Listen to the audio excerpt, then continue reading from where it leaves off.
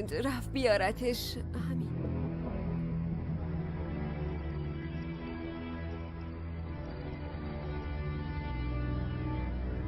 حالم یکم بد بود. برای همش رفتم خونه.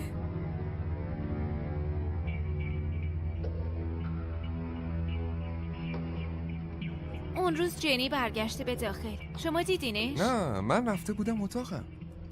جنی برگشت تو، نه؟ اون لحظه رو نشونم بده.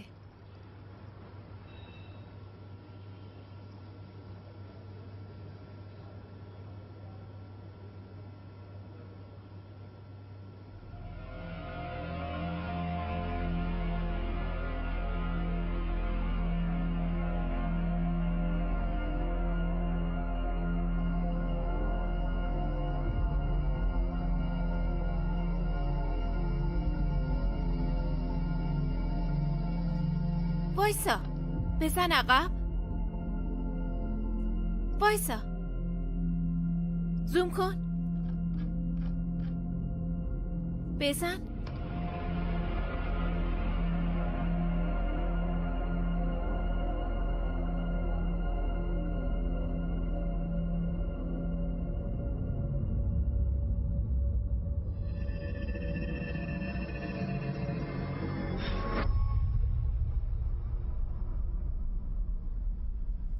نمیتونم آدم رو باره ببینم، ولی جنی میشناختتش.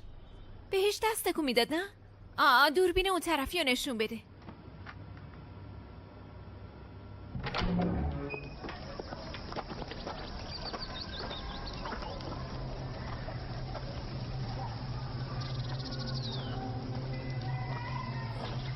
میگم خانم، اینجا که دوربینای امنیتی نداره، نگاه کنین. کلاس صبح تو پیچوندی؟ تو کلیسا چی کار میکردی؟ رفتم سرودو گوش کنم. بعدش کجا رفتی؟ بعدش که تموم شد رفتم مدرسه.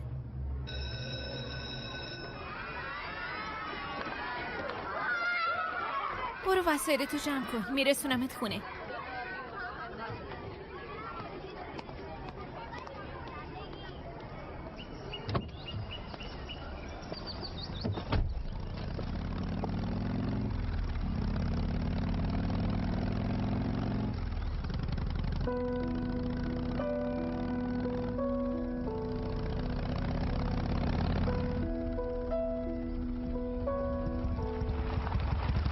هی دختر کوچولو. عمو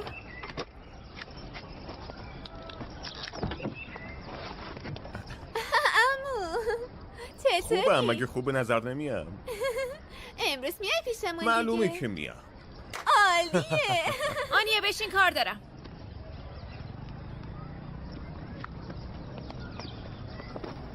تو چطوری؟ برو از اداره نامه همکاری تو بگیر.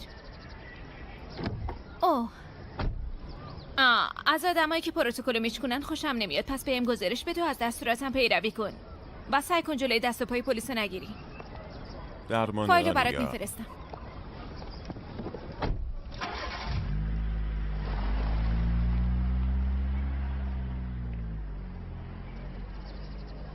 جنی. بله عزیزم. قلبت وایستا. معلومه عزیزم. قسم.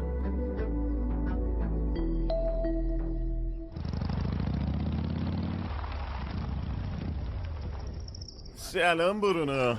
سلام پسر خوب. سلام برادر. چطوری؟ هنوز زنده‌ام. تو چطوری پسر؟ خیلی توپه. این احمق هنوز کفشا رو گاز میگیره؟ کفش، دمپایی، کمربند، جارو طول سگ به جز اسباب بازیاش همه چی رو گاز میگیره. بیا بالا، چرا پایین وایسادی؟ الان میام. سلام.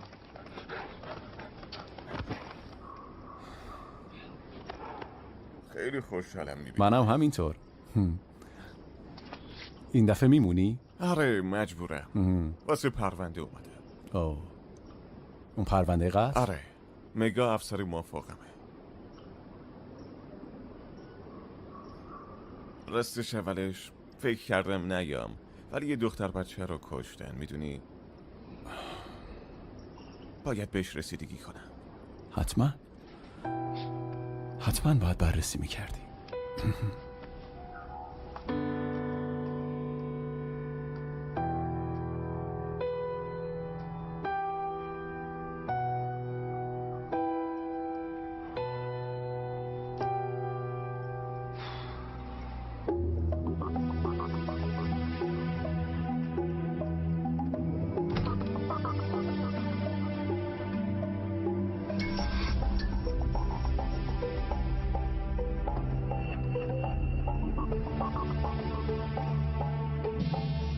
خب اینم از شواهد پلیس.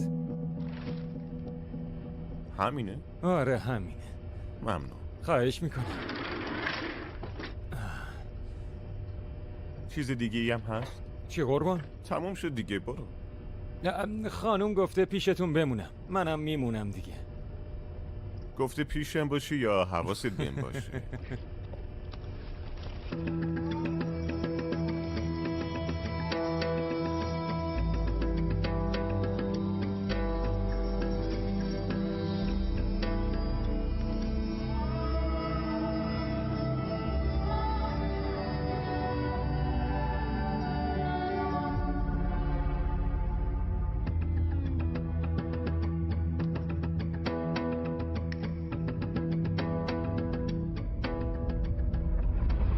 همینجا پیداش کردم. آره همینجا بود. مطمئنی؟ مطمئنم قربان. ممکنه چند سانتی این ور اون ور باشه ولی همینجا بود. قسم میخورم. گچای دور جسد کن.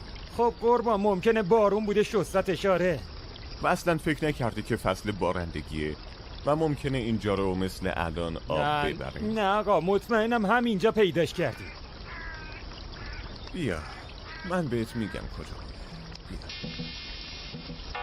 این رد کفشا رو میبینی؟ اینا رو؟ آره همینا. خب آره میبینم. اینا مال شما هست.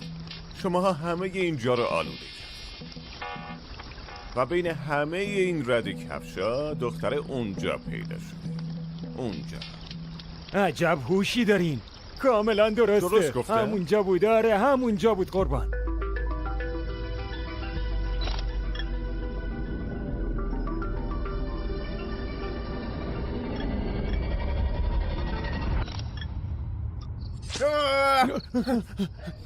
این دیگه چی بود؟ این چیه دیگه؟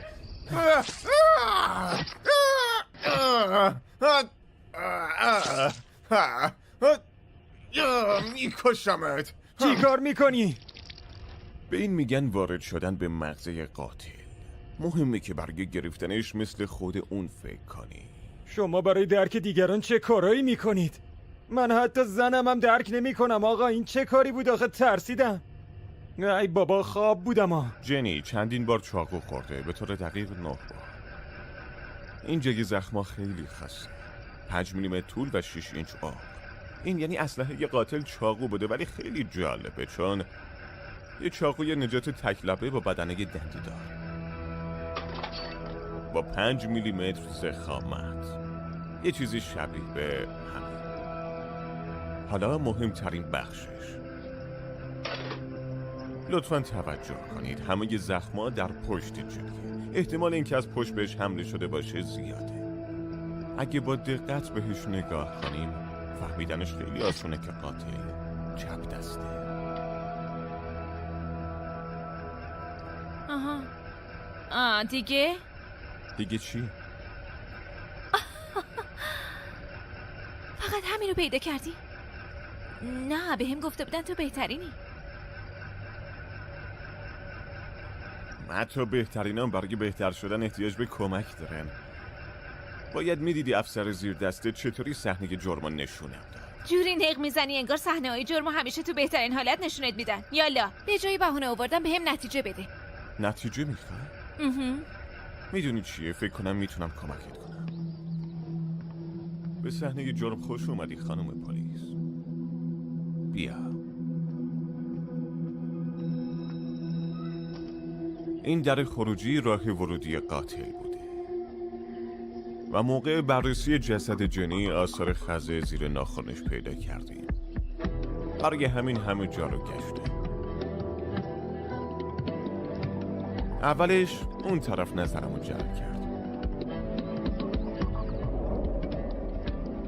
ولی هیچ مدرکی داله بر اینکه اونجا بوده نیست. پس یعنی منطقاً تنها مکانی که میتونه رفته باشه اینو ببین.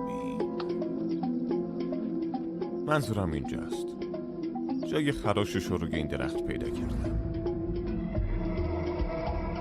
و قدش کاملا با خراش مطابقت داره و درست از همین جا با فرض اینکه جنی از اینجا اینطوری رد شده و در حال رد شدن زانوی راستش به این گونی برخورد کرده، مهمترین مدرک رو پیدا کرده.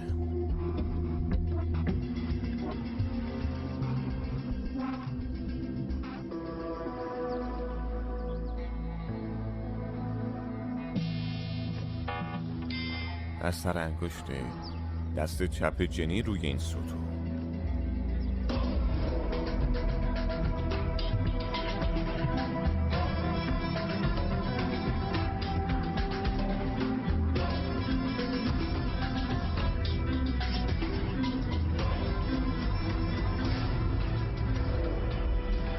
این اثر انگشتش که به این ستون زده و رفته.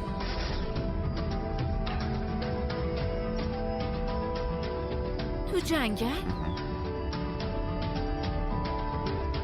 دنبالم بیا.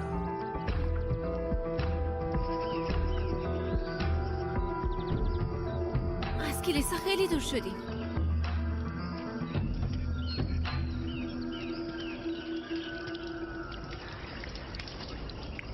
تونل خیلی تنگه، ولی برای رد شدن بچه مناسب. فکر میکنی جنی از اینجا رفته؟ ها، مطمئنی؟ کاملا. آثار این فاضلا رو روی دستش پیدا کردم.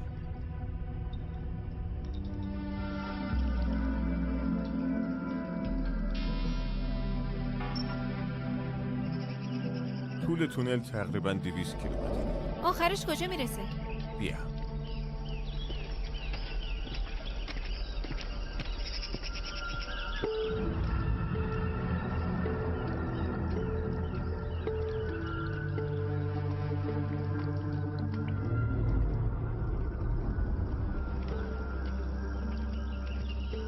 اینجا آخرش و اگه دقت کنی ارتفاعش بیشتر از 4 فوت نیست و این فنسا دقیقاً عین همون اثریه که توی کالبد شکافی روی بدن و لباسش پیدا کردم، ولی اینکه جنی از اینجا کجا رفته معلوم نیست. میتونه هر جایی باشه. و یه چیز دیگه، زیر گوش راستش یه زخم بوده، ولی اون زخم ارتباطی با مرگش نداره. در واقع مطمئنم بعد از مرگش رخ داده. وقتی قاتل اومده جسدشو بندازه اینجا، حدس میزنم که میخواسته جسدشو بندازه اون طرف، ولی نتونسته این کارو بکنه.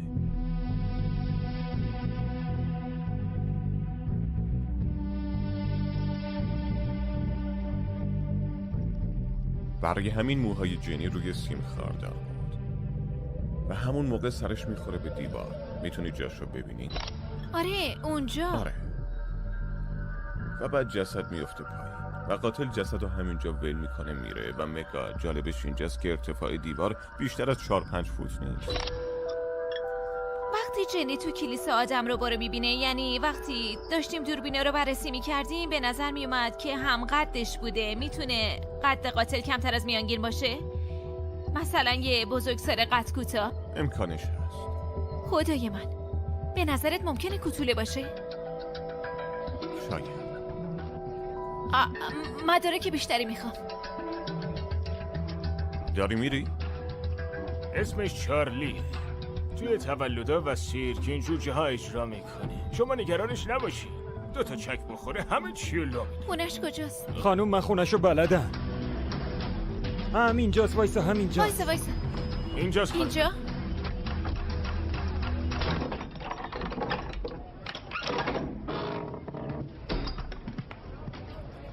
دستشویی چک کن. اینجام نیست خانم.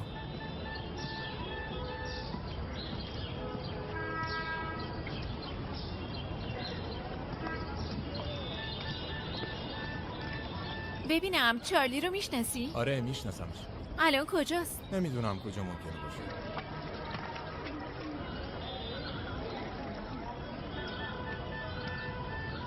هی وایسا. هی بیا بیرون. وایسا بیا بیا بیرون. ببینم. همه بیان بیرون زود. همه بیان بیرون. سب کن زودتر بیان بیرون. همه‌تون وگرنه بیان باید بیرون. عواقبش رو برو بشی. چارلی، خودتو نشون بده. چارلی، زود باش سریع. اینا دیگه برو اونجا. برو سریع. بگیرش آقای ربات. وایسا. بگیرش. وایسا ببینم. وایسا سب کن ببینم. چارلی کجا رفت؟ من ببینم. نمیدونم آقا. اینجا تکون نخور. باشه. چارلی وایسا. برو کنار.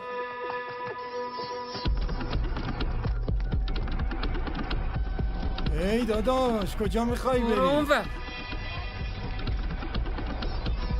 دنبال کوتوله ای؟ از این طرف. طرف؟ آره برید.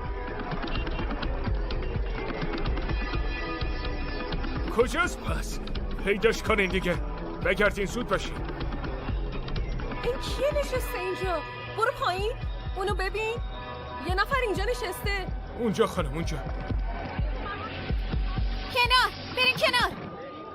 دستگیرش کنید. ربات. بیا ببینم. بزرگ وایسا. کردم.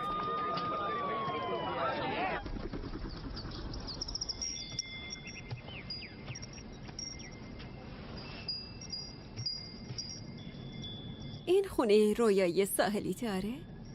مامان، بابا، آدیا و تو.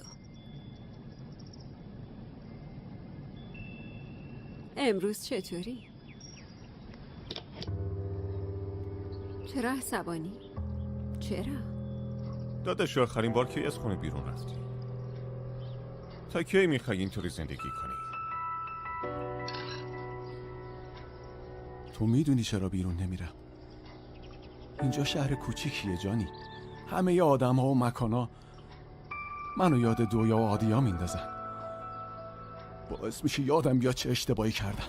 دویا و آدیا مسئولیتشون با من بود ولی نتونستم نجاتشون بدم.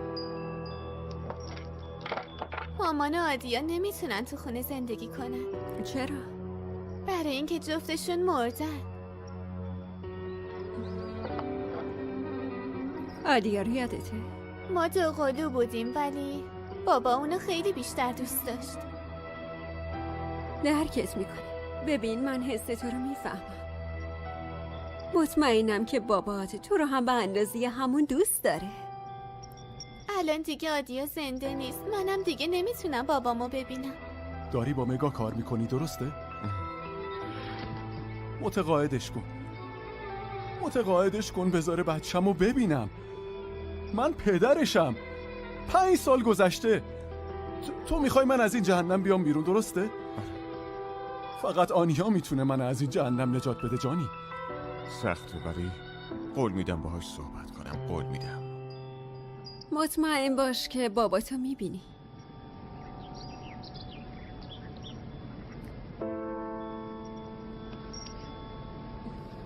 همه چی درست میشه.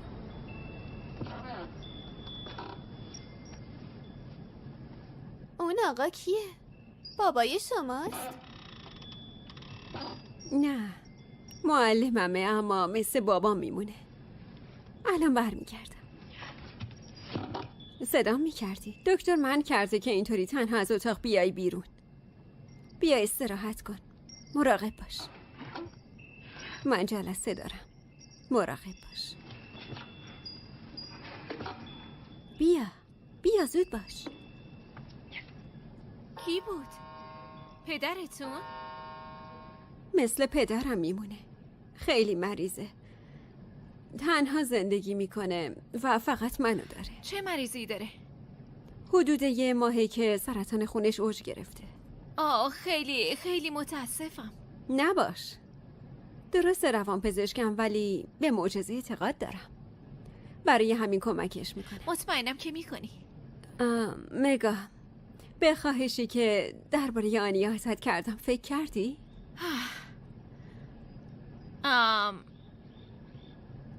آره من نمیتونم بذارم پدرشو ببینه. مسئله اینه که آبای درک نمیکنه که اون مسئوله و منم نمیتونم بهش اعتماد کنم. درک میکنم. باید بدونی آنیا خیلی بهتر شده. در واقع آره. دختر خیلی قوی شده. میدونی طوری که بعد از همه این اتفاقا خودش رو پیدا کرد. واقعا قابل ستایشه. همش به لطف توه. اینطوری هم نیست، ولی اگه ممکنه فقط پیشنهادم رو در نظر بگیر. باید برم. ممنونم. خواهش میکنم. آنیا بیا بریم خونه. به جون مامانم قسم، من کاری نکردم. چرا جنی رو کشتی؟ من کسی رو نکشتم خانوم. شما اشتباه میکنید. من کسی رو نکشتم. پس اون مسخره بازی چی بود؟ چرا وقتی ما رو دیدی فرار کردی؟ وقتی مردم اذیتمون میکنن مجبور میشیم یه کاری کنیم بیخیالمون شن. تازه همه از پلیس میترسن. منم ترسیده بودم. شرط و پرت به من نگو. من دستور دارم به هر قیمتی حرفت بیارم. خانم، جناب سرهنگ با شما کار داره.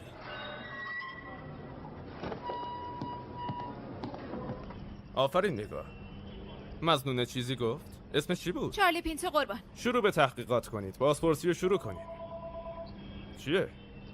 طبق اظهارات جانی قاتل کوتوله و چپ دسته، چارلی هم چپ دسته قربان. ولی چیزی به جز این برای ارائه به دادگاه نداریم. یه شاهد داریم، جاسو پاهادی. در حال حاضر فراریه ولی دنبالشیم. سریعا پیداش کنید. وگرنه مجبوریم اون پسر رو آزاد کنید. بله قربان. میتونی بری.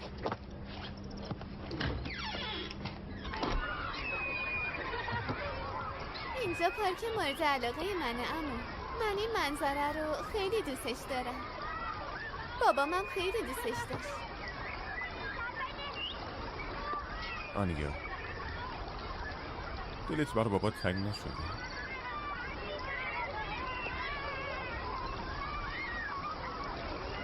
دلت براش تنگ نشده؟ نه نشده. آنیا بیا بریم خونه. زود باش. برو تو ماشین و منتظرم بمون باشه. باور نکردنیه. برادرت باید خجالت بکشه. فرستادتت که آنیا رو تحریک کنی؟ لطفاً مگا، اون باباشه. فقط میخواد بچه‌شو ببینه. چرا نمیذاری؟ حساسیت؟ داری جدی میگی؟ برادرت بدون اینکه بگه آنیا رو 2 روز برد خونش، حتی با اینکه میدونست آنیا میخواد برگرده خونه. برای همین علیهش دستور من نزدیک شدن گرفتم. آره معلومه.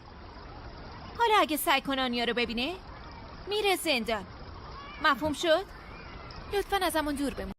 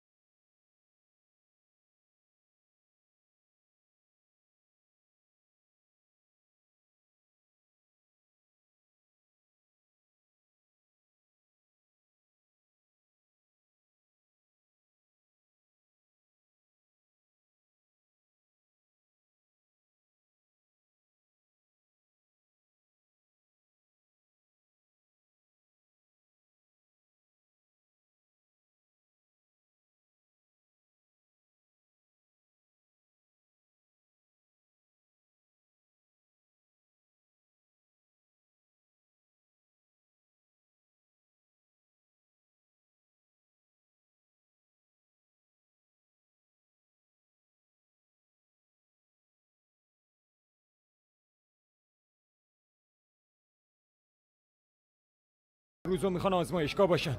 منم رفتم دنبال پادی بگردم خانم. چی؟ بعضی وقتا چنان از خودت لیاقت نشون میدی که نمیدونم اشتباه شده یا معجزه رخ داده. ممنونم خانم. چیزی پیدا کردی؟ هیچی خانم.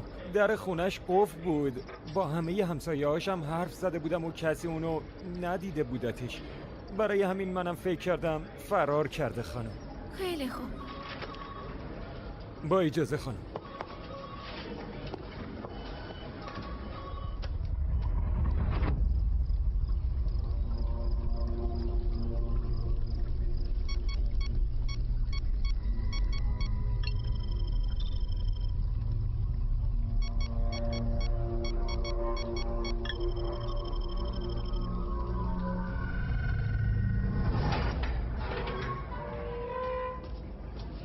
من کاری نکردم. خواهش میکنم ولم کنین. منم برای همین اینجا. من وکیل جدیدتون، جانی LLB. از دیدنت خوش شدم. ولی من که وکیل نخواستم. خدا رو هم هیچ وقت صدا نمی کنی، ولی همیشه پیش شده. من از وسایل جدیدم استفاده کردم و وقتی که عکستو دیدم فهمیدم بیگناهی.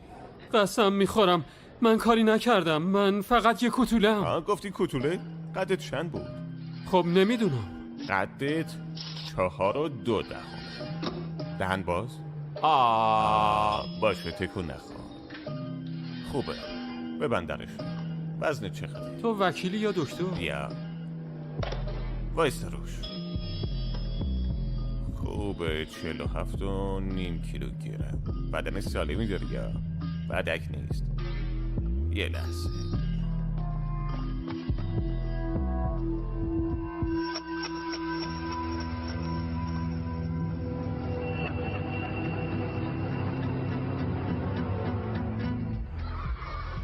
بیا بگیرش. سلام، حال شما خوب هستین؟ حالت خوبه دخترم؟ بفرمایین.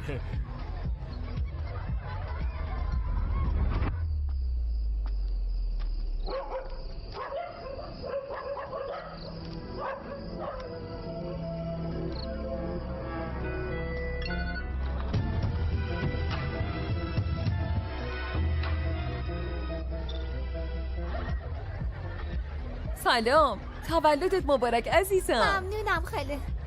ممنونم. سلام. تولدت مبارک. ممنونم.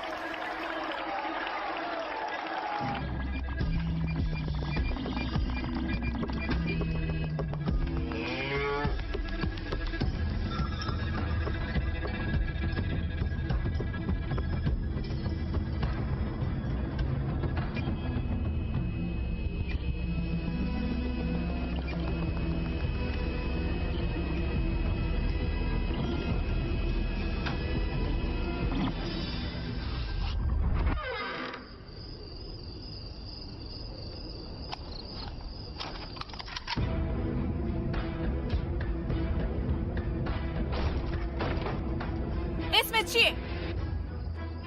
بگو اسمت چیه؟ جاسو پادی. 1 2 3 4 5 6 7 8 9 10.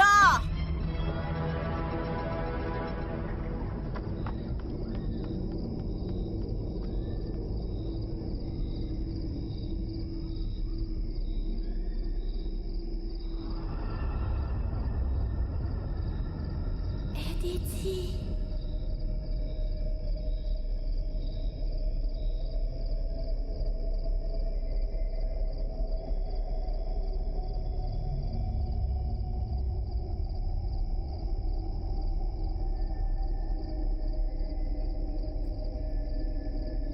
تولدت مبارک ادیتی.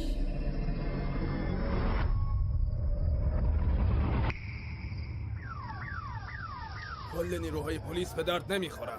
اگه اتفاقی برای دخترم بیفته به هیچ کدومتون رحم نمیکنم. میبینی باهاتون چی کار میکنم. من نماینده اینجام، زندگیتون رو جهنم میکنم. ببخشید قربان، من همه نیروها رو بسیج میکنم تا دخترتون رو پیدا کنیم. بچه از ممکنه موقع بازی جایی رفته باشه. آخه کجا میخواد رفته باشه؟ نگران نباشین، حواسم بهش هست. بریم بگردین دنبالش. بله قربان، زود باش ببینم.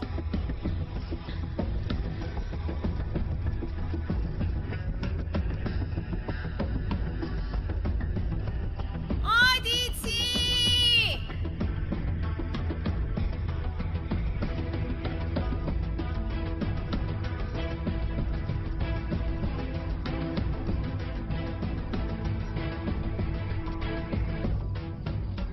فکر کنم اینجا خون ریخته.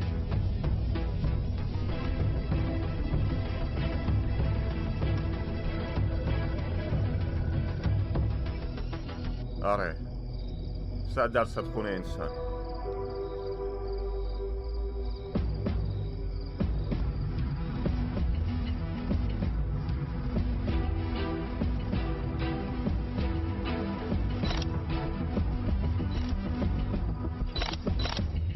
چی پیدا کردی؟ باید اینو ببینی. هر کی بوده پا به رهنه بوده. پای راستش هم زخم شده. به خاطر خونریزی رد پاش مشخص نیست. فکر کنم باید دربارش حرف بزنیم. قربان، این رد پا رو در محل پیدا شدن جنازه جنیفر پیدا کردم. اندازه و فشاری که به خاک اومده نشون میده این هر کی که هست نمیتونه بیشتر از 40 کیلو وزن داشته باشه و من خودم چالی و وزن کردم. اون 47.7 کیلوه و دقیقاً همون رد پا رو تو حیاط پشتی نماینده پیدا کردم. جایی که ادیتی دزدیده شده. برای همین این مدل سه‌بعدی رو ساختم تا ببینیدش. از این خون دی ان ای پیدا کردم که مال قربانی نیست. دی ان ای جنس مذکره. حالا با وجود همه این احتمالات ما دنبال کسی میگردیم که باید یه بچه 10-12 ساله باشه. قربان، یقین دارم در این پرونده پیشرفت کردیم. جانی تو کارمند خوب و با تجربه‌ای هستی. ممنونم. ولی چیزی که داری میگی باور کردنش سخته. یه بچه 10 ساله قاتله؟ اونم یه قاتل سریالی؟ تصورشم خیلی سخته. میدونم تصورش هم خیلی سخته، ولی اگه به شواهد نگاه کنیم همه اینا ممکن میشه. اجازه بدین توضیح بدم. رابرت تامسون و جان ونابل جفتشون فقط 10 سال داشتن. اینا جوانترین قاتلای سریالی در انگلستانن. مری بل تو سنی که دخترها عروسک بازی میکنن، مری بل و همسایش نورما بل 2 تا بچه رو با هم کشتن.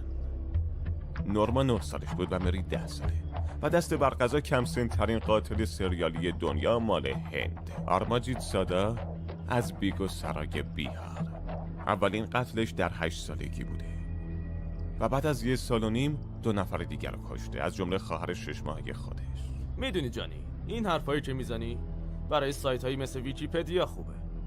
اگه تئوریت رو جلوی رسانه ها بدیم توی موج رسانه‌ای میافتیم و همگیمونو منتقل میکنن. متاسفم ولی هرچی میگم بر اساس مدارک پزشک قانونیه. قطعا شما بهتر میدونین. اون وقت پشتمون حرف در میارن که قتل رو انداختیم گردن بچه. دیشب من اطلاعات شاید جاسوپادی رو گرفتم قربان. هر روز قبل از طلوع خورشید میرم محل تخلیه زباله. چیزی که اون روز دیدم خیلی منو آتیش زد. به خدا تا حد مرگ آتیشم زد.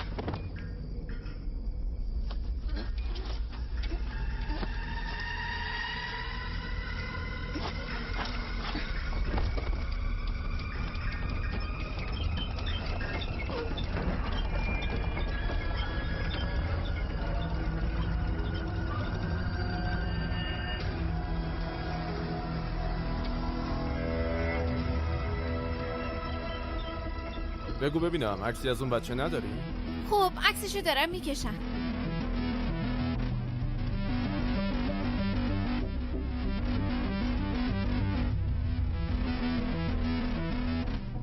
میتونم با افسر مگاشرما حرف بزنم؟ بفرمایید.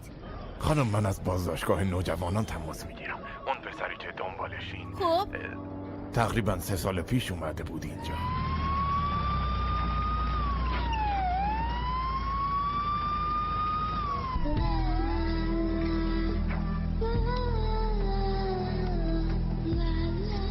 تو 8 سالگی بعد کشتن مادر و پدرش آوردنش.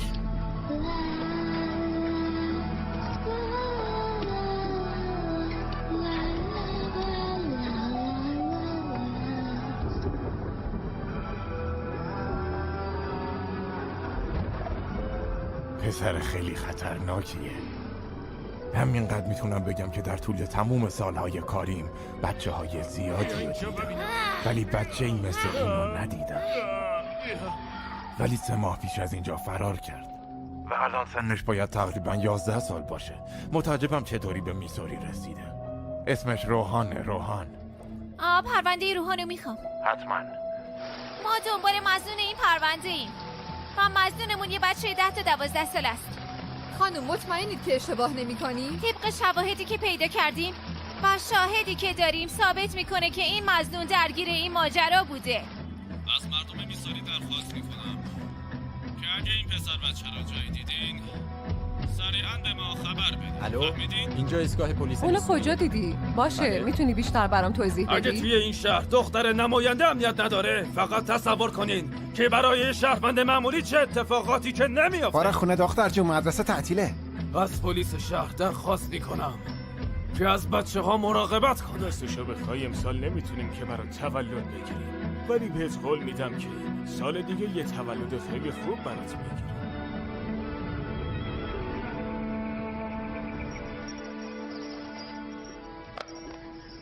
خب تموم شد. بذار ببینم. خیلی تاثیرگذارانیه. این باباه، این تویی، اینم خونه ساحلی رویاییت، درسته؟ آفرین. فکر کنم کار امروزمون تمومه. بیرون منتظرتن، یکی رو خبر کردم ببرتت خونه. برو. آنیا، صبر کن منم بیام. تنهایی خطر داره.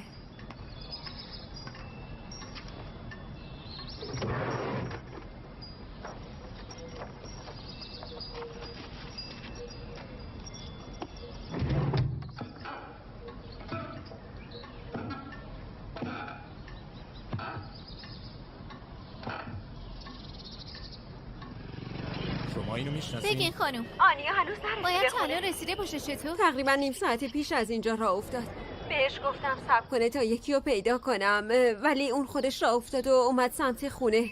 حالا چی کار کنی؟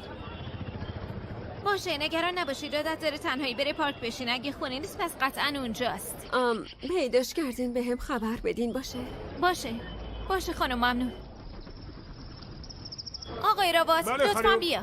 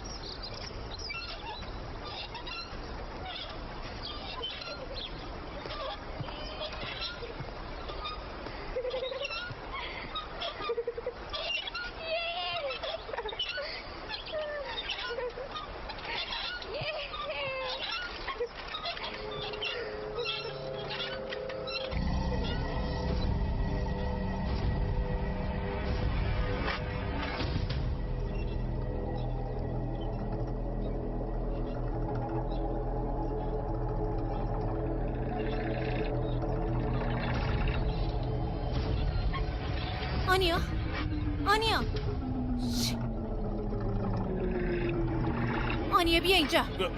پسرگی بیا برایش آقای رابات. زود باش ببینم. بیا با من بیا.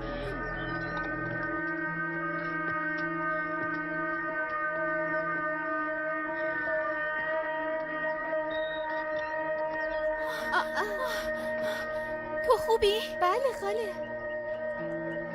وایسا آقای رابات، وایسا. بچرخونش. بخون. آدیتی کجاست؟ آدیتی کجاست؟ به چی نگاه میکنی؟ بگو آدیتی کجاست؟ بگو. خیلی خوب ببرش. بیا دیگه.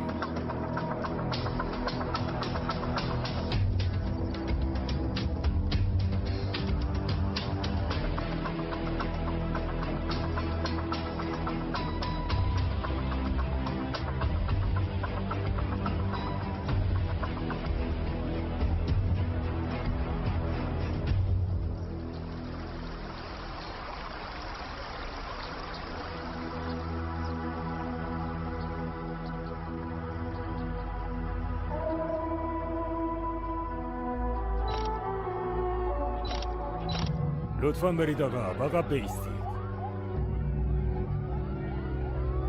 آقا بیستید. لطفاً آقا بیستید.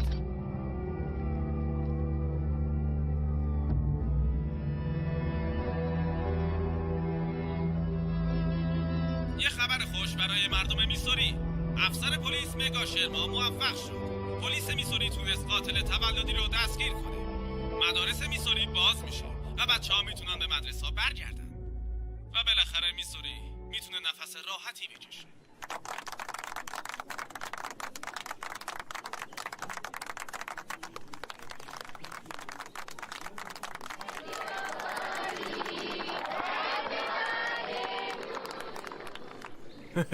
از صمیم قلبم ازتون ممنونم آقا. کاش یه ساعت گرون داشتم که همین الان درش می آوردم بهتون هدیه میکردم. ببخشید. این حرفا رو نزنین آقایان.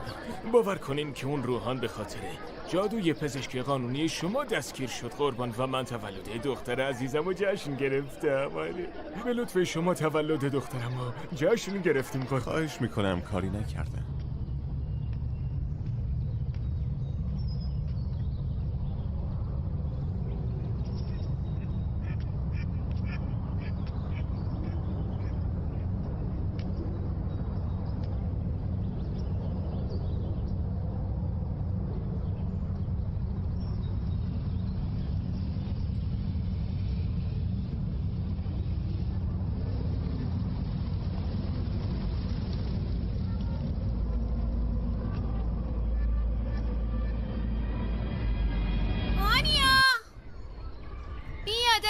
میشه. بیا پری اونجا چی کار میکنی؟ هم نیستش. بیا پایین ببینم. تولدت مبارک پری. متشکرم.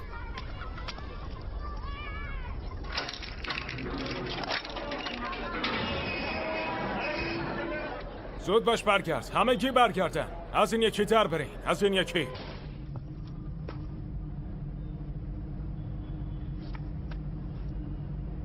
روحان این دوتا رو میشناسی؟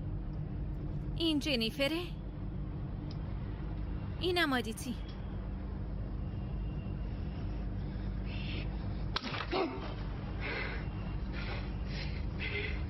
چه اتفاقی برای آدیتی افتاد؟ و جنیفر چی کار کردی؟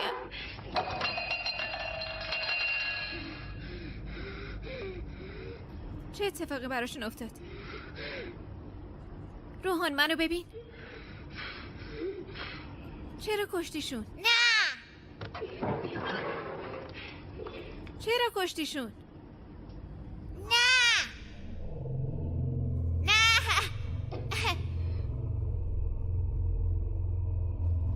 آدیتی و جنیفر رو میشناسی؟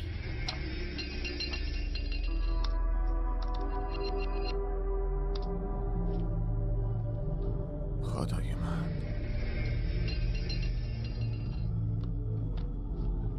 فکر نکنم قتل کار روحان باشه. چی؟ آره. روی پلیسش خونه آدیتی پیدا شده، درسته؟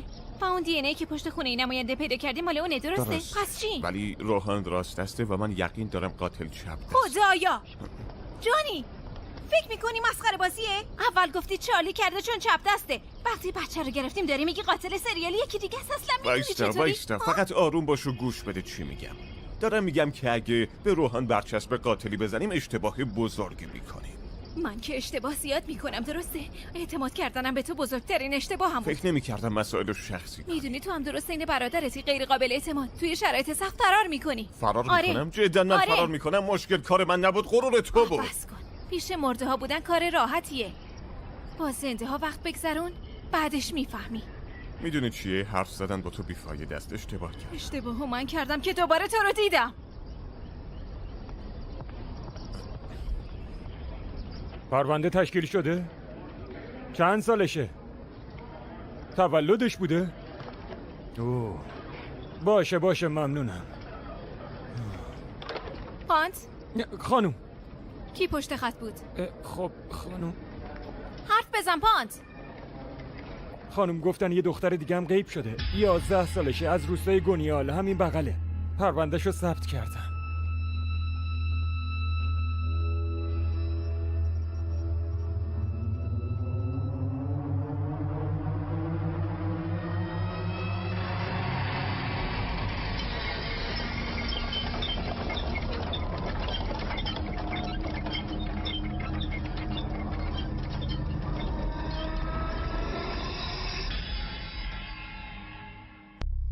به همگی برای اومدن به شهر بازی ما خوش آمد میگیم. خداحافظی کن.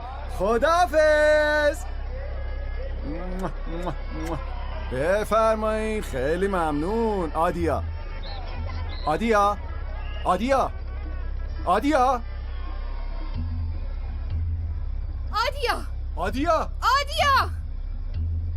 کجایی بابا؟ پس کجا رفته؟ آروم باش لطفاً. پیداش میکنیم. آروم باش آدیا. دخترم کجاست؟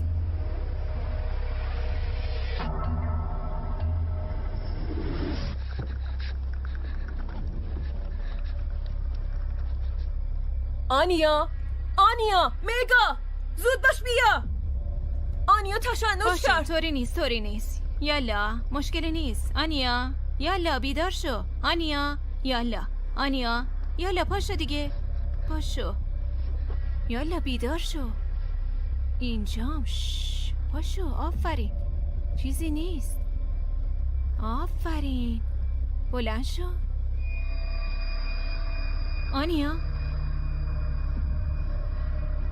آنیا هیچی نیست. بیا اینجا. هیچی نیست عزیزم. آنیا چطوره؟ خیلی بهتره ولی خیلی ترسوندم. نیازی نیست بترسی. انگاری دودلی. چهرت داره اینو نشون میده. خیلی هم واضح. آره دکتر. یه دختر دیگه هم گم شده و به کمکتون احتیاج داریم. فکر کنم خبرشو شنیدم. اما تو پسره رو گرفتی. آره اما راستش بنیده قبل از دستگیری روحان گم شده. پس احتمالاً دست داشته باشه. میخوام با روحان صحبت کنین و ببینین که میتونین اطلاعاتی در مورد بنیده ازش بگیرین. البته اگه با حرف زدن من جون یه بچه نجات پیدا میکنه حتما.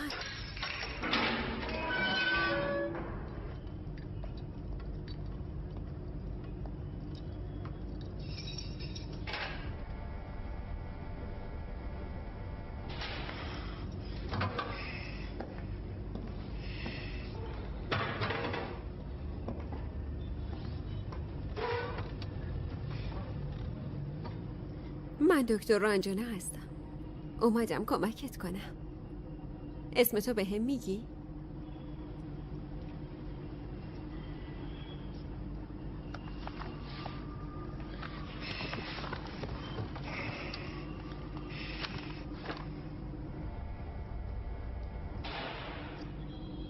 پدر و مادرت از دست عصبانی شدن؟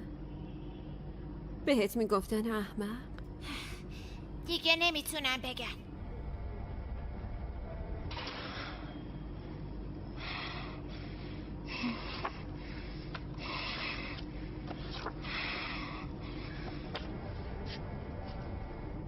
این 3 تا دخترم تو رو احمق صدا زدن؟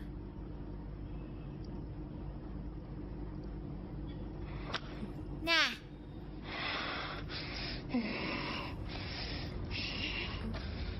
خوب نگاهشون کن. اونا رو میشناسی؟ نه. تو این 3 تا رو نمیشناسی.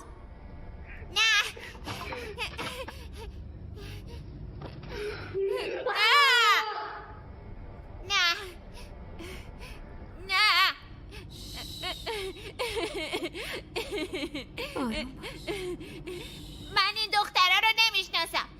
فقط کاری رو که بهم گفتن انجام دادم. کی بهت گفت؟ یه دختر کوچیک با هم حرف میزنه.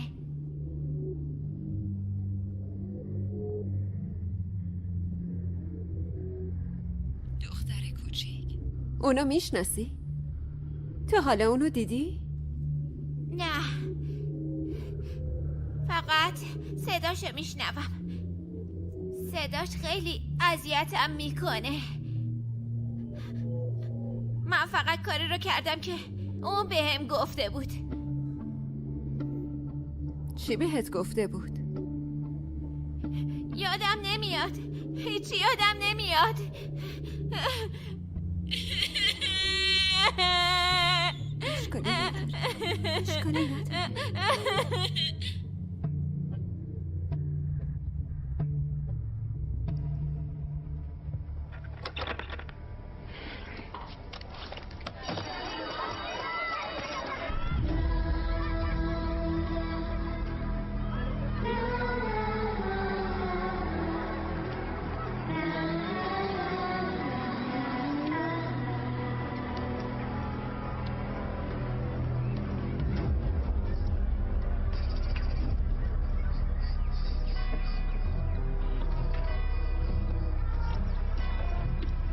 در مورد قاتل جشن تولد شواهد عجیبی به دست اومده. اون پسری که در بازداشت پلیس قاتل اصلی جشن تولد نیست. یه فرد ناشناس این ویدیو رو برای ابتاک فرستاده که مسیر این پرونده رو عوض میکنه.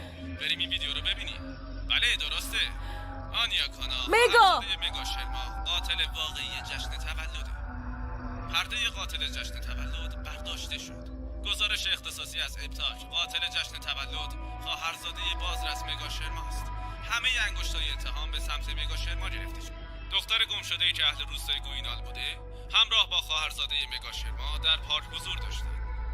خود مگا شرما پسره مورد اتهام رو دستگیر کرده. به خاطر بی‌احتیاطی مگا شرما جان بچه‌های میسوری در خطره. میسوری هوشیار باش. قاتل جشن تولد در میسوریه. پسری که دستگیر شده قاتل جشن تولد نیست بلکه قاتل خواهرزاده مگا شرماست. برگردید سر کارتون.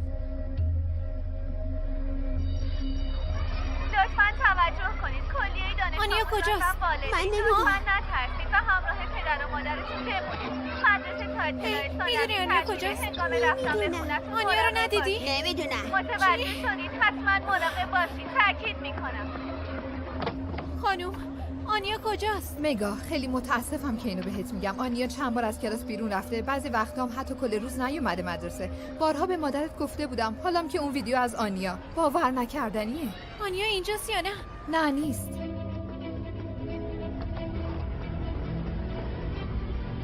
قاتل تو خونش مخفی شده بوده. میخواستن بندازن گردن روحان. آنیا نمیتونه کسی رو بکشه. شواهد موجوده. همه ای دنیا دیدنشو باورش کردن.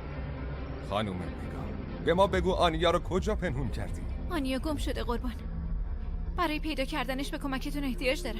نمیتونم کمکت کنم. در عوض باید یه سری تصمیمات سخت بگیرم. چاره ای ندارم میگا. شما تا اطلاع ثانوی تعلیق هستی. نمیتونم پرونده ای رو به شما بسپارم که توی اون خواهرزاده خودت مظنون اصلیه. امیدوارم که میسوری رو ترک نکنی. بیرون خونت 2 مأمور میذارم.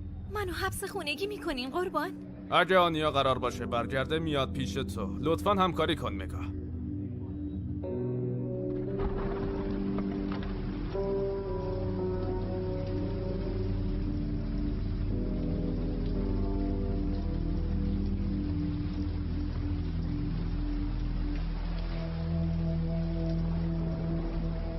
چه خبر شده قربان؟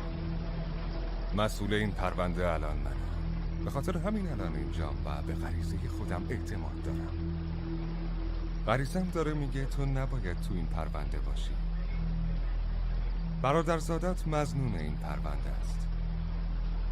پزشکی قانونی داره میاد و گزارشایی که میخوام و بهم میده.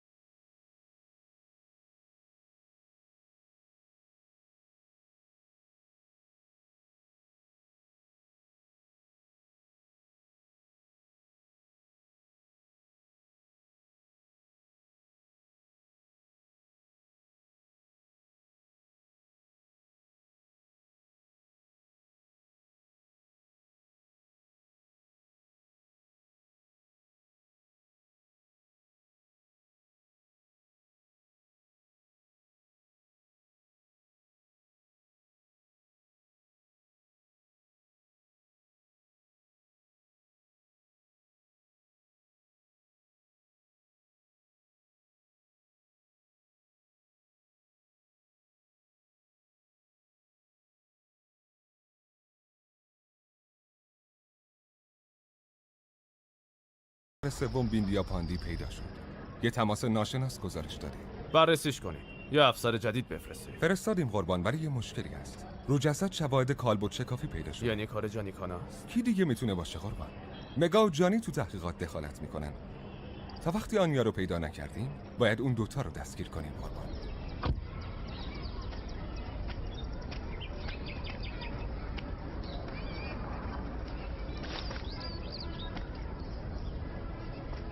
آقای راوات،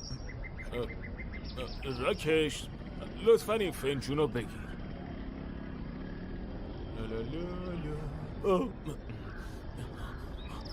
آقا شما آخرش من از کار بیکار میکنین. التماستون میکنم برگردین خونه. آقا دیگه خونه ای ندارم که برم. هرچی داشتم از بین رفت. یه چیزی رو بگید. اگه پری دخترتون اینجوری گم میشد همینجوری دست رو دست میذاشتی؟ نه، حتما یه کاری میکردید. منم برای خانوادم هر کاری انجام میدم. لطفاً کمکم کنید. قربان این که از اسم پری برای احساساتی کردن من استفاده کردید خیلی خوب بود. آدم برای خانوادهش هر کاری میکنه. بله قربان، برید ببینیدش، ولی فقط 10 دقیقه. ممنون میشم. نذارید از کار بیکار میشم. فقط یکم اگه میشه 1 دقیقه اینجا قایم بشین قربان. ممنون. راکش خانم بله قربان. زود بیاین اینجا. یه دختر اونجاست. بریم چکش کنیم. زود باشین. بادو. چشم قربان. آقا زود باشین. زود باش. ممنون راجی، خیلی ازت ممنونم راوات.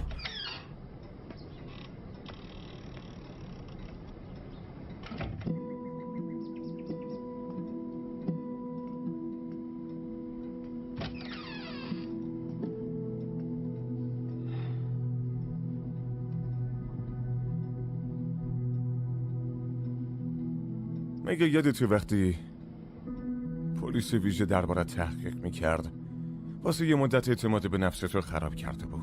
یادته؟ ولی من بهت اعتماد داشتم، همون موقع هم الان. اگه شرایط بده دلیلش این نیست که تو قابلیتای تو شکی باشه. من باور دارم اگه کسی باشه که این پرونده رو بتونه حل کنه اون کس تویی. میفهمی؟ تو همیشه بهترینی و منم همیشه باهاتم. چیز دیگه مهم نیست. هیچ چیز دیگه. یکی از آنیا داره سوء استفاده میکنه. اون ویدیویی که تو اخبار بود در واقع فیلم دوربین مدار بسته است.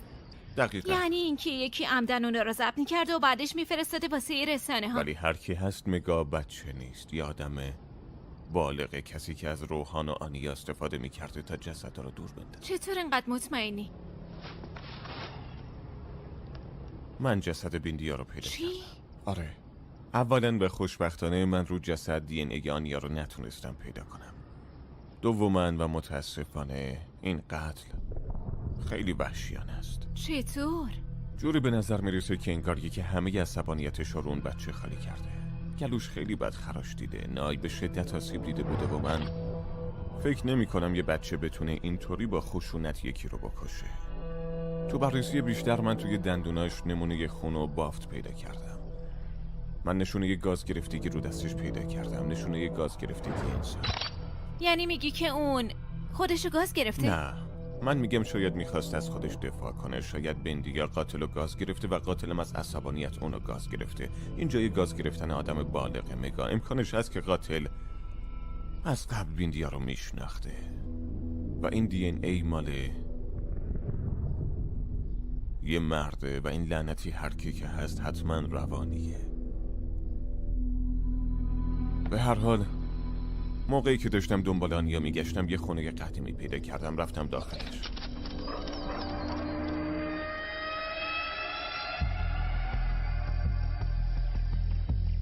همون جایی بود که تو فیلم دوربین مدار بسته بود.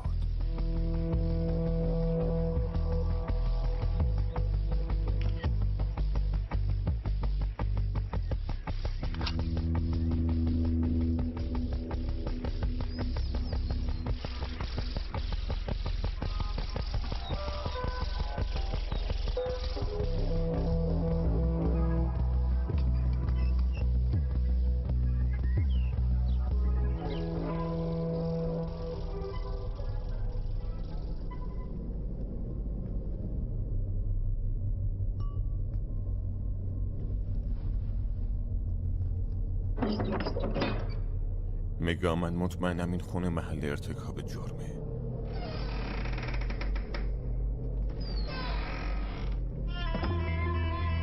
اون اتاقی که اون همه جرم توش اتفاق افتاده بود، قاتل با زرنگی اونجا رو بازم رنگ کرده بود. سعی کرده همه مدارک رو از بین ببره. ولی من نمونه خون و جایی پیدا کردم که تمیز کردنشون آسون نبود. گوشه‌ای که دیوارا کف به هم میرسن و حدس بزن که اونجا چی بود. دی ان ای با مال بیندیا یکی بود. کارت عالی بود. باشه، اول باید بریم خونه رو پلم کنیم، بعد زنگ میزنیم مالکش برای بازجویی بیاد. مگا؟ ها؟ یادت رفته ما هر دو تعلیقیم. نه. من از خونه اطلاعاتی در آوردم. این اون خونه است. 40 سال کسی تو خونه نیست. مالکاش مردن. مگا، من ازش نقشه سه‌بعدی گرفتم. تو نقشه برداری سه‌بعدی حتی کوچکترین جزئیات هم معلوم میشه. الان برای مدرک دیگه نیازی نیست بازم بریم به اون خونه. اگه خونه رو پلم کنیم یا هر حرکتی انجام بدیم، قاتل با خبر میشه. فکر نکنم اینجوری دیگه بتونیم گیرش بیاریم. به نظرم این اصلا راه درستی نیست. مگا، در حال حاضر اولویت ما باید آنیا باشه، چون اگه به آنیا برسیم حتما قاتلم باشه. اولا میدونیم که تا 3 روز دیگه قاتل با آنیا کاری نداره. رو چه حسابی میگی؟ چون 3 روز دیگه تولد آنیاست. آره. باید قبل از اون آنیا رو پیدا کنیم. مگا، این نقاشی ها، اینا چند تا از نقاشی آنیاست که فکر کنم بدونم آنیا کجاست. تو رو خدا برید قربان لطفا. آقای راوات. بله خانم. به کمک نیاز دارم. شما هم؟ خواهش. لطفا.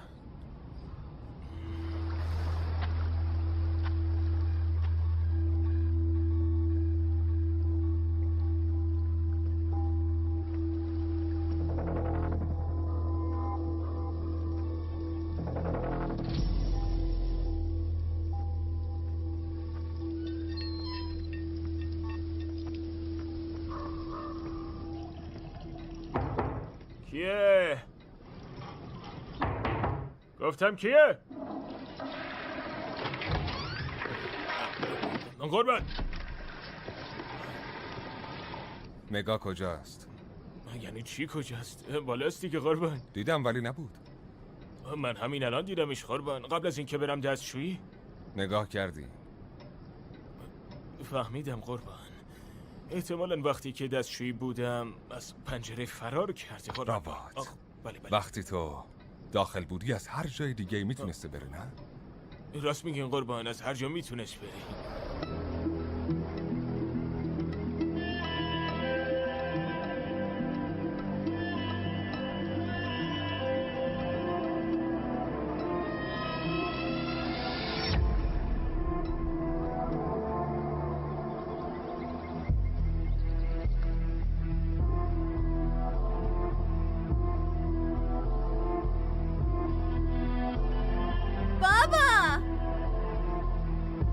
بابا بیا بازی کنیم. خاله جون. آنیا،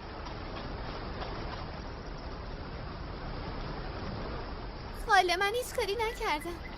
میدونم.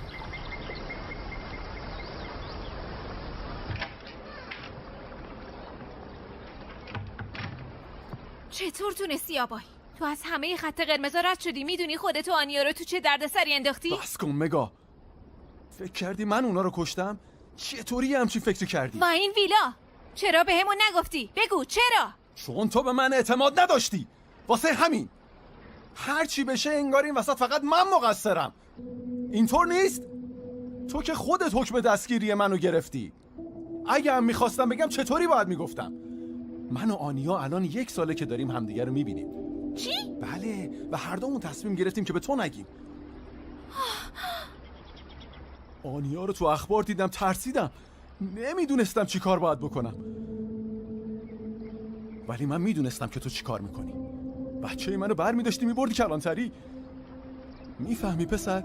هیچ پدری نمیتونه بشینه نگاه کنه که بچهش توی زندانه.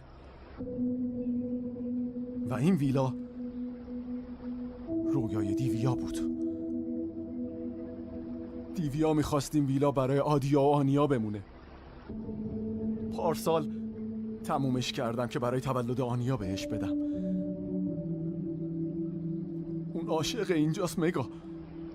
وقتی که اون ویدیوی لعنتی رو دیدم فکر کردم اون قاتل هر کی باشه داره از آنیا استفاده ابزاری میکنه، حتی میتونه بهش آسیب بزنه.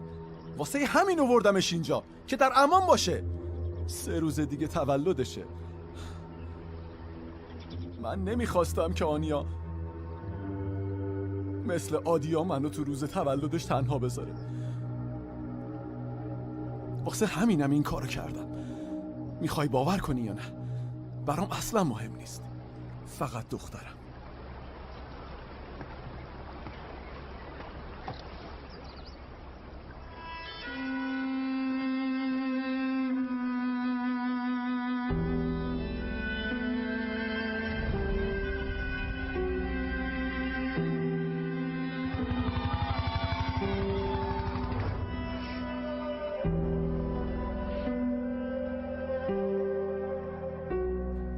آقای رباط، ببینید تو این 4-5 سال گذشته توی دهرادون یا رشکیش همچین موردایی بوده که دخترها رو تو روز تولدشون بکشن یا گروگان بگیرن؟ آره خوبه. تو اونو میشناسی؟ من قبلا ندیدمش. من فقط صدای دختر بچه کوچولو رو میشنیدم. باشه عزیزم، یادت میاد اون دختره چی میگفت؟ هر چیزی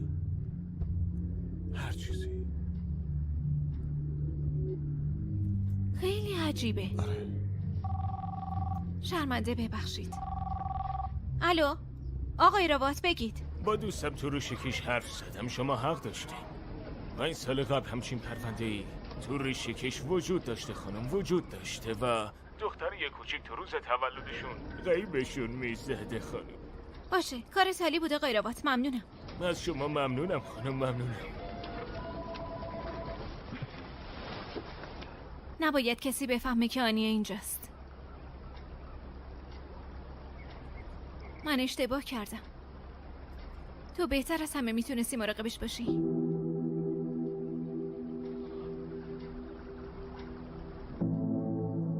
ممنونم. ما برمیگردیم باشه؟ ها؟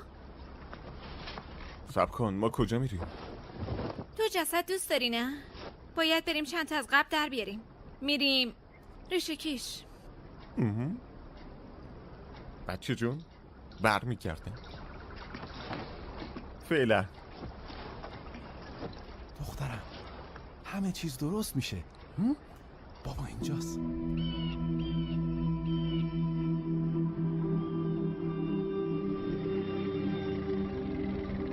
خانم وایسین. آقای رباط؟ خانم. آقای رباط. خانم آقای ماتور داره دنبال شما میگرده. من پیچوندمش تا بیام به شما خبر بدم. گولش نزدی، گولش رو خوردی آقای رباط. ای وای من خیلی احمقم. ای رباط احمق، نگاه خودتون رو گرفتار نظریه های جانی نکنید، خودتون رو تسلیم کنید. آقای ماتور منم مثل شما نمیخوام این پرونده بسته بمونه، میخوام حل بشه و امکان نداره تسلیم بشم. آقای رباط سوارش زود باش. جانی کاری بکن.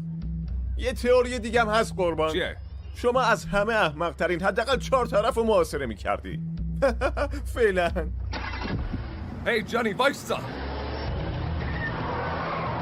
برید دنبالشون. زود باشید زود باشید. زود باش قربان. زود باش. آقای ماتور افتاده دنبالمون، همش تقصیر منه. جون چر قربان.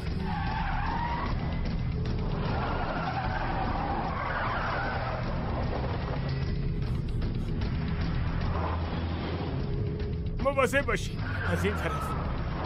قربان آرومتر. آقای رباط آروم باش و محکم بشی. قربان مراقب باشید.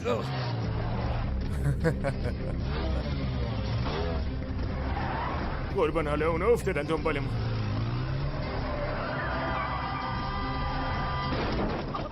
افتادش.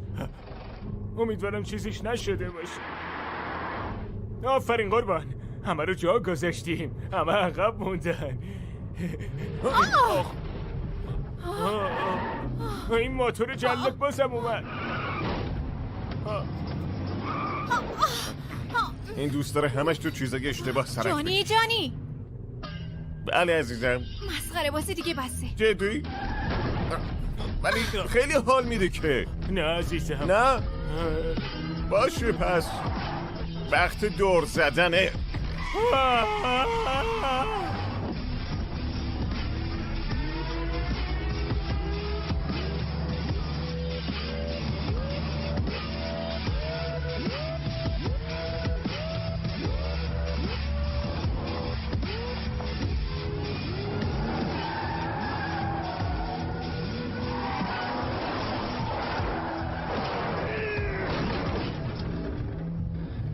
گیر افتادن. بدرود دوستان.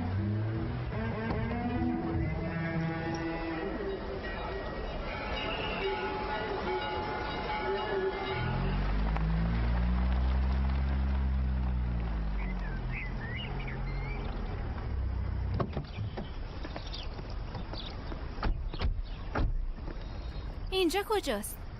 به یه سری وسایل پیشرفته نیاز دارم. هرچی اطلاعات بیشتری داشته باشیم راحت تر میتونیم قاتل رو بگیریم. تو این کشور فقط یه نفر هست که به این وسایل دسترسی داره. کی؟ استاد من، بزرگترین دانشمند پزشکی قانونی کشور.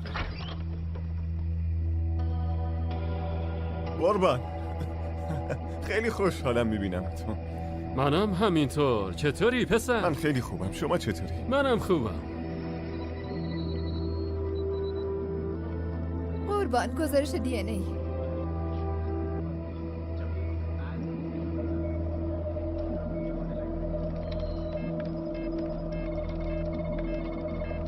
جانی یه لحظه. اینم آزمایشگاه، همش برای تو. برای تو هیچ مسئله مشکل نیست. پرونده رو حل کن باشه؟ ممنونم قربان. بیا. رواد داری از پلیس دزدی میکنی. وقتی ازش کپی میگرفتم از ترس داشتم میمردم. باید جواب پس بدی. اینو مطمئن باش که اگه شما خرابکاری نمی‌کردین این روز هیچ وقت نمیاد. یه چیزی داداش. از مدرک پزشکی قانونیم کپی گرفتی؟ نه داداش، از من بر نمیاد. تو مثل برادر منی. انجامش بده.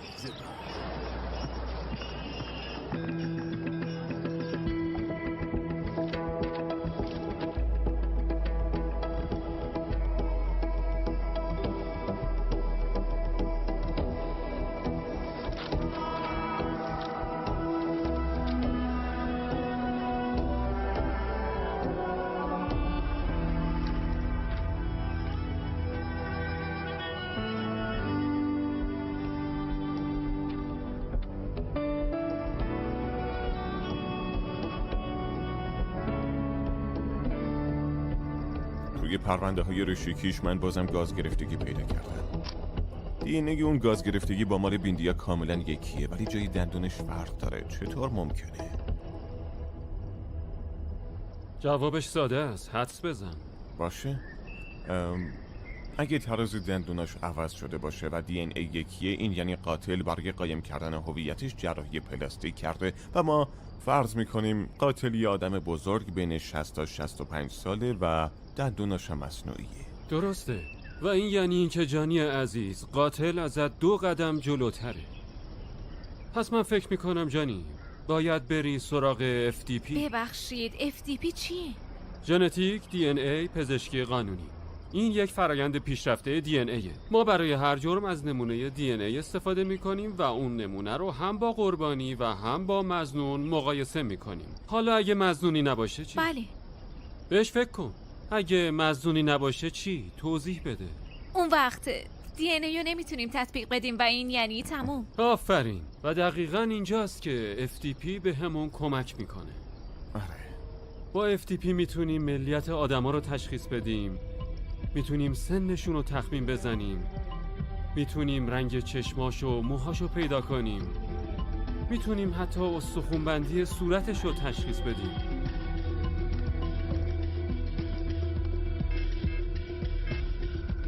انگار که شما یه شاهد عینی داری و اون داره جلوی شما چهره مظنون رو شناسایی میکنه. وقتی همه درها بسته باشه با کمک FTP میتونیم بفهمیم که آقای جانی باید کدوم در رو بشکنه. یعنی میگین با این DNA کوچک میتونیم همه جزئیات آدما رو بفهمیم؟ آره؟ بله آقای راوات، همه جزئیاتو. پراگیا پاریچ و جویتی سینج اون دوتا اینجا درس میخوندن. 2016 کلاس 5. من کاملا این بچه ها رو یادمه. پراگیا افسردگی داشت. جویتی تو روز تولدش قیبش زد و تقریبا 15 روز بعد پراگیا. خیلی غم انگیز بود. برای افسردگی شیش درمانی کرده بودین؟ پیش یه دکتر خیلی خوب درمان میشد. حالش خیلی بهتر شده بود، ولی شاید قسمت اینطور بوده.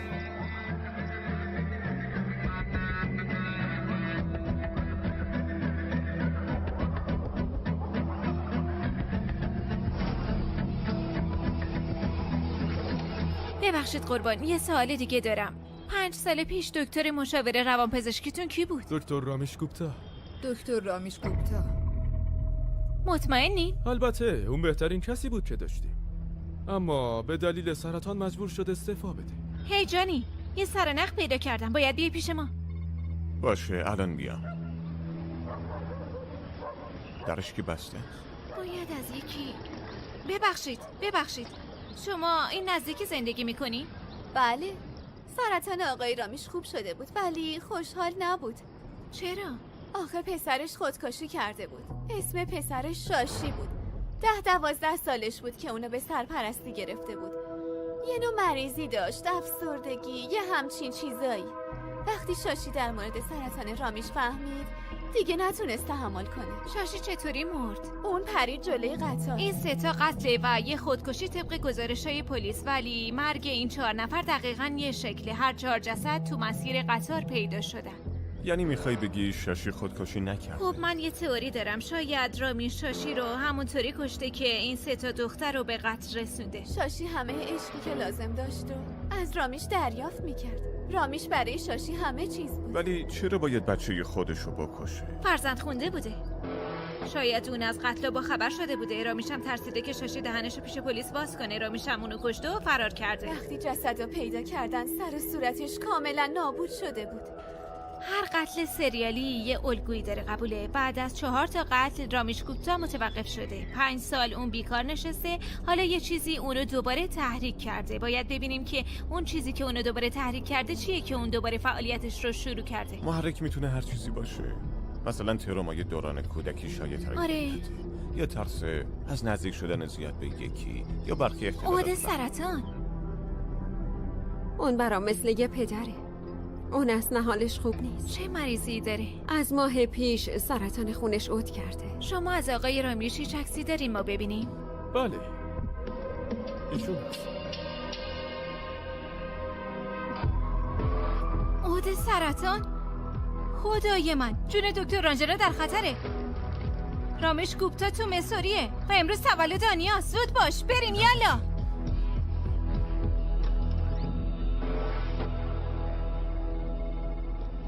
قربان ببخشید، من باید هرچی زودتر برم. باشه جانی، نگران نباش. به محض اینکه پروفایل تکمیل شد برات میفرستم، خیالت راحت. ممنون. باشه قربان.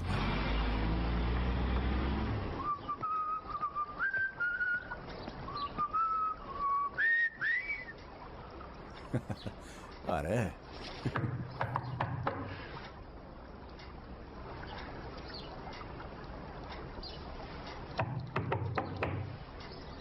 آنیا دخترم. آنیا خوبی بابا آنیا.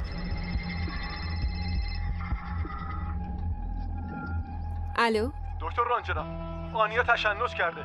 مگا و جانی هم اینجا نیستن. من نمیدونم چیکار باید بکنم. نترسین، فقط سعی کنید بیدارش کنید. باشه. من الان راه میفتم سمت شما. من آنیا رو آوردم ویلا، براتون موقعیت رو میفرستم، فقط تو رو خدا سریع بیاین. باشه حتما.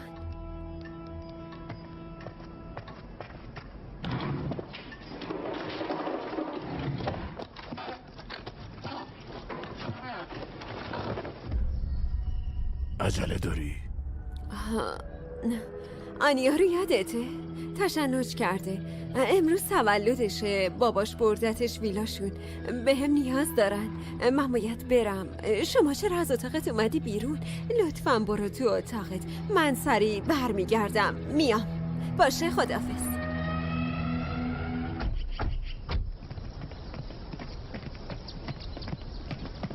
رابط اینجا بمون. بله خود.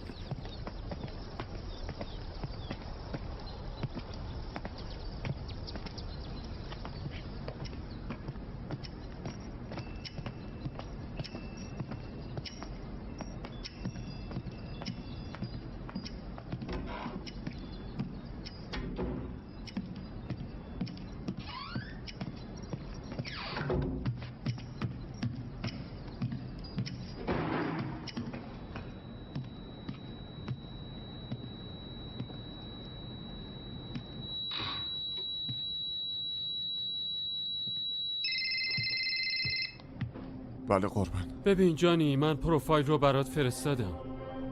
شوکه کننده است. باشه ممنونم. حالت خوبه؟ مگا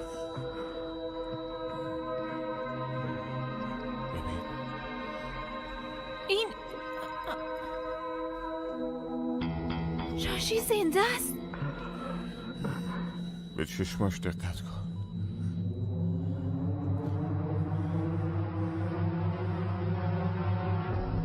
خدای من، من سعی کردم جلوی شاشی رو بگیرم ولی نتونستم.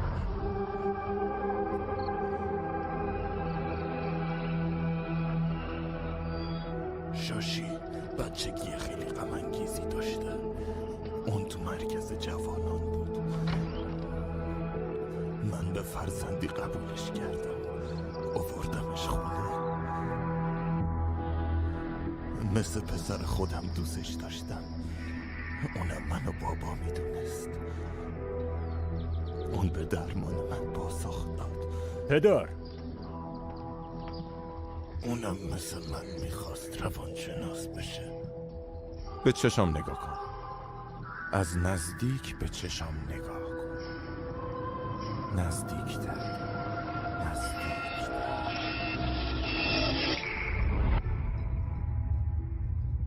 وقتی بیدار بشی کاملا حس سبک بودن میکنی.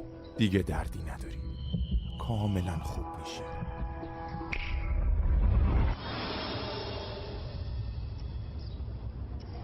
حس سبکی میکنی؟ بله. درد داری؟ نه.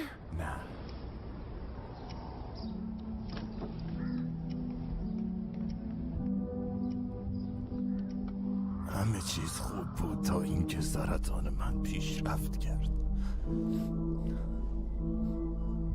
من آرزو میکنم تا تو روانشناس بهتری بشی. کی منو راهنمایی کنه؟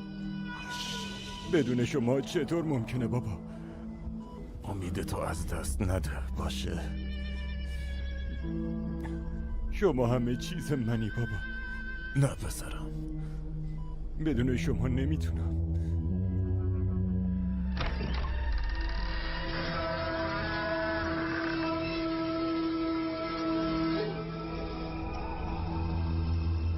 یه شب اون این چیه؟ هیچی. من حلش میکنم. نگران نباش.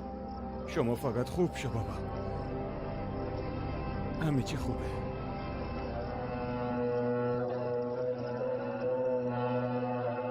یعنی شاشی نه تنها صورت بلکه تمام هویتش رو عوض کرد و این همه وقت خودشو دکتر گوپتا جا زده بود، درست جلوی چشم ما بود و اون وقت ما دنبال آدمی بودیم که اصلا وجود نداشت.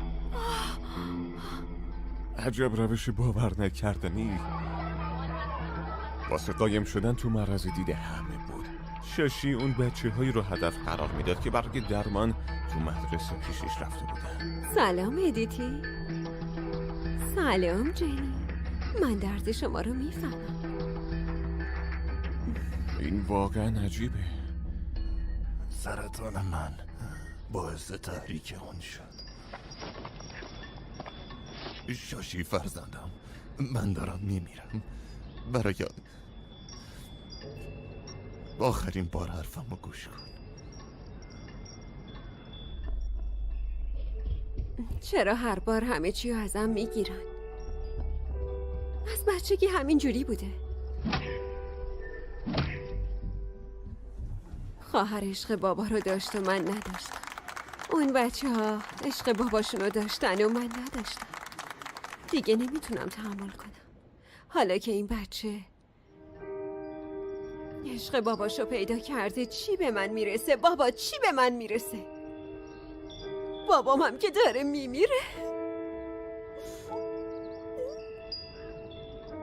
ولی شاشی اینطوری که نمیشه.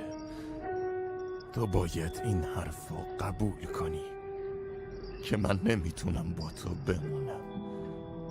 فکر کن چند تا از این بچه ها عاشقتن. تو رو خدا حرف منو گوش کن. من نمیخوام ببینم کل زندگیت از دست پلیس فرار میکنی. اون بچه آخری که مرد شما خیلی بهتر شدی.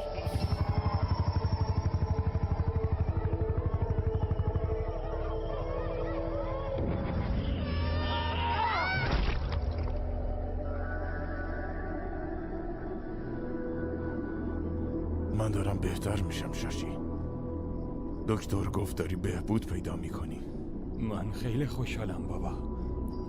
این بارم شما بهتر میشی. پلیس نمیتونه.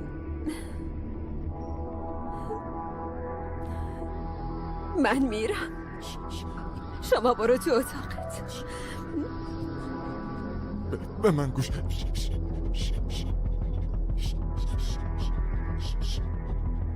آنیا رو نجات بدین. شاشی میکشتش. خدایا. چه خبر جانی؟ شما بازداشتی؟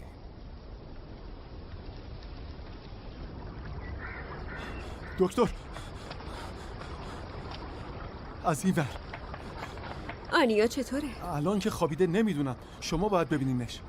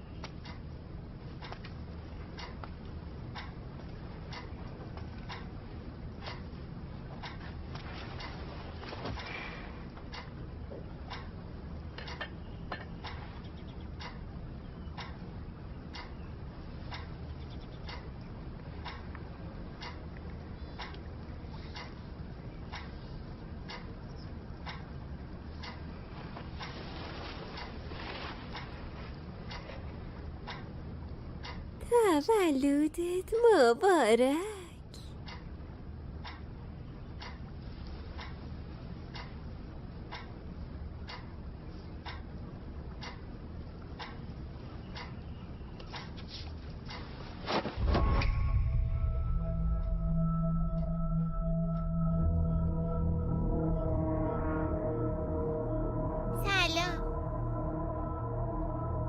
حالا با یه بشکن به خواب عمیق میری.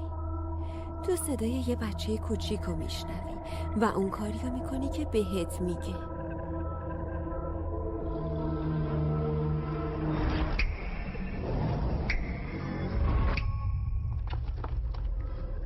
با با بشکن بعدی تو دنبال روحان میری.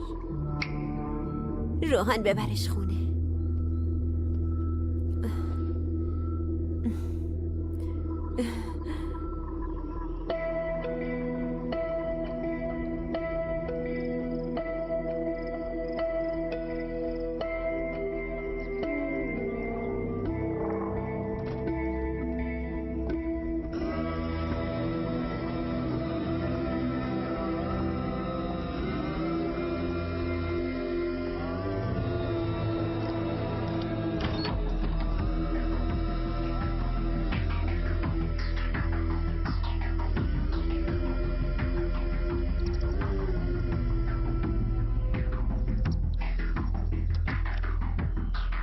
روحان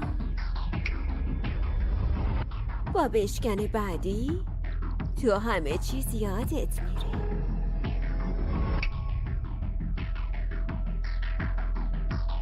پاشو بریم خونه. با بشکن بعد تو میای دنبال من.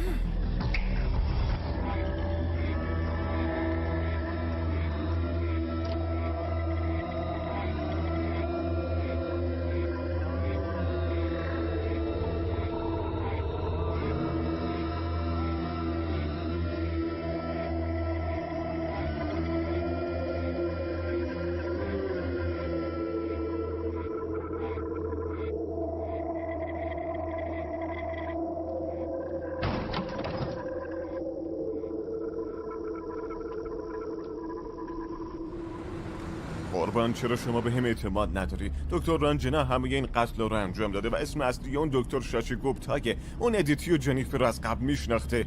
الانم میخواد جون آنیا رو بگیره. باور کنید اون سالها پیش 4 تا بچه رو تو ریشیکیش کشته بوده. دون عمل جراحی کرد، تغییر جنسیت داد، زن شده و اومده مصری. گوش میدید قربان؟ تغییر جنسیت؟ خیلی هم عالی. این تئوریت خیلی جالبه جانی. برو دادگاه اینو تعریف کن. قاضی حتما خوشش میاد. حتما فیلمش ما هم مدرک داریم قربان. چه مدرکی؟ قربان اون تلفن بده من. جانی آنیا رو نجات بده. چی شده داداش؟ تو خوبی؟ اونو برد. چی میگی؟ اون زنه دکتر رانجنا اون آنیا رو برد. آبای ما پیداش میکنیم. تو چقدر زخمی شدی؟ فقط دخترم رو پیدا کنی. داداش نگران نباش، ما پیداش میکنیم. قربان لطفاً. تو رو خدا قربان، دیگه چه مدرکی میخواین؟ هنوزم حرفمون رو باور نمیکنین؟ دور بزن. روات پانت. بله قربان. آبایو پیدا کنید و سریع ببرینش میبارستان. ممنونم قربان. خیلی ممنون. اول آنیا رو نجات بدین بعد تشکر کنین. ممنون قربان. جانی راهنمایی چشم.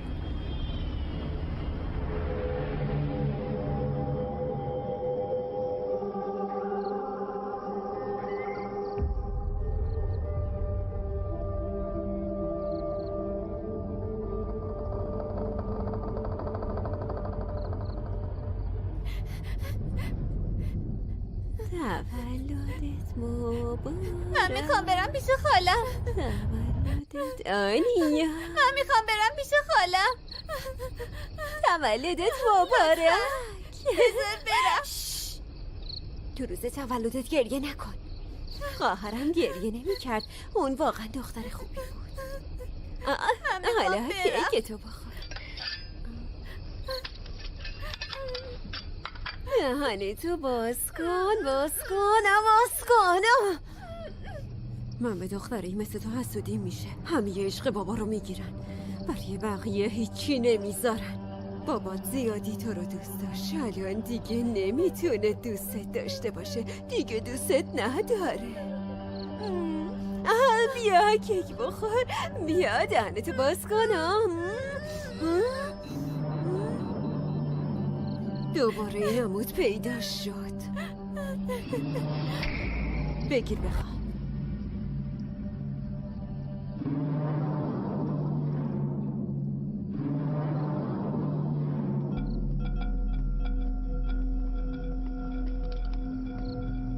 پالبو دوربین مدار بسته. برو اون بر. تو هم اونجا وایسا. یه دوربین دیگه اینجاست. ترتیبشو بده. باشه.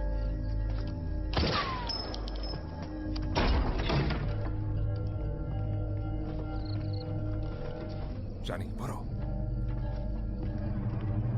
من شما رو دعوت نکردم.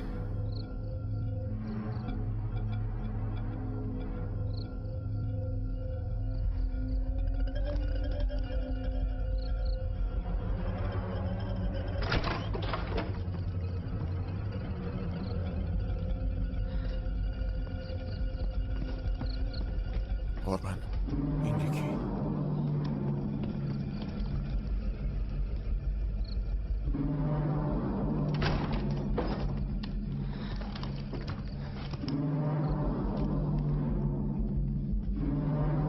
بچه ها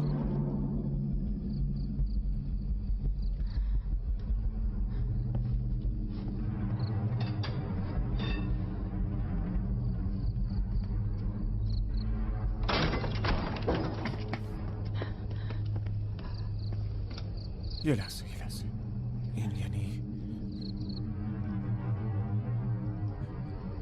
این یعنی اونا اینجا بودن. مگا باید آنیا رو پیدا کنیم. باشه بیاین پخش بشین. برو جانی برو. مگا اونجا. بله قربان.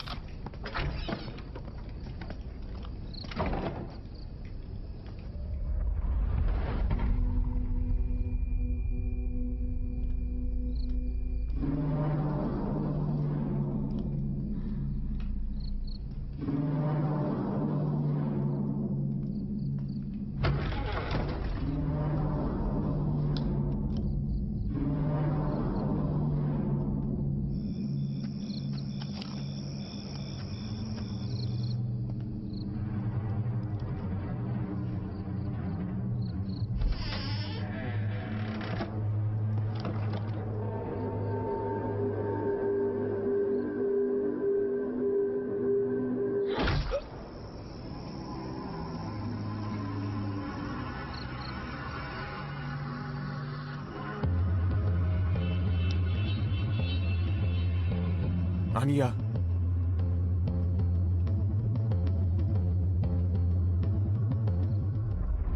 مگا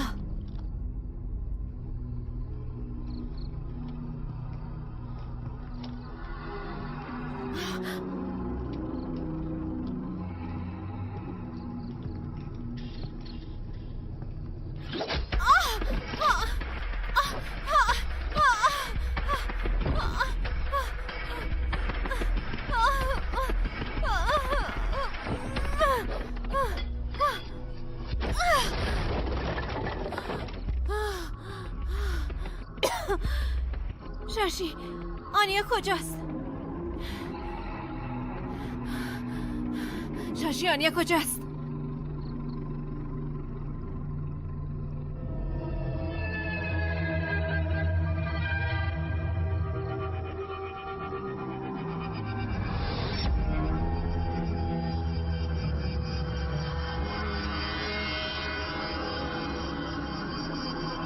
آنیا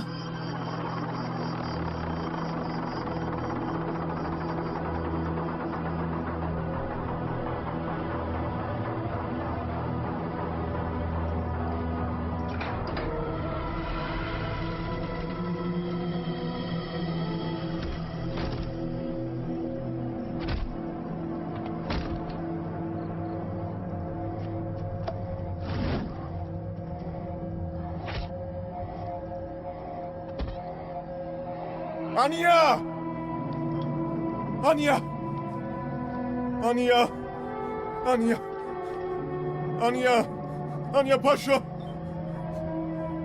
آنیا لطفاً پاشو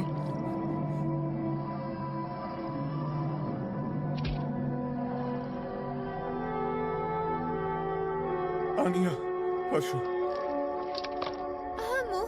عمو اینجاست خوبی آنیا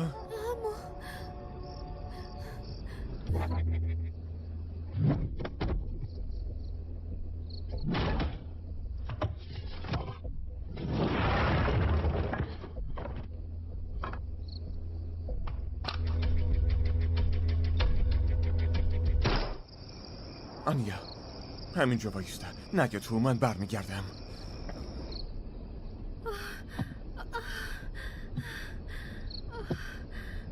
شاشی نه شاشی وایستا. ببین بابات هنوز زنده است. تو به درمان نیاز داری. شاشی پس لطفاً تمومش کن.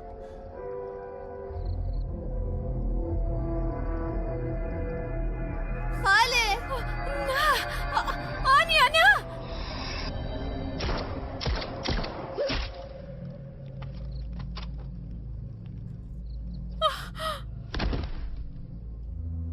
خاله آنیا حالت خوبه؟ آنیا خوبی؟ خاله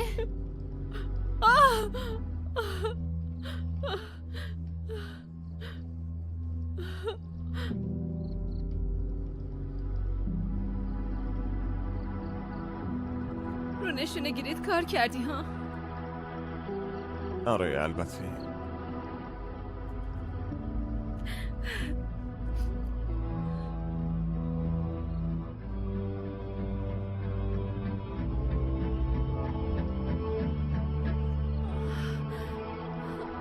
قربان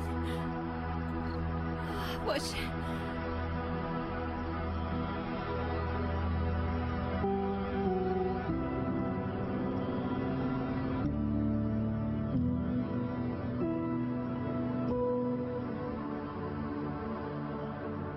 عزیز دلم، نگران نباش، بابا خوبه و بهتر از اون شماها خوبید. دوست دارم. منم دوست دارم بابا.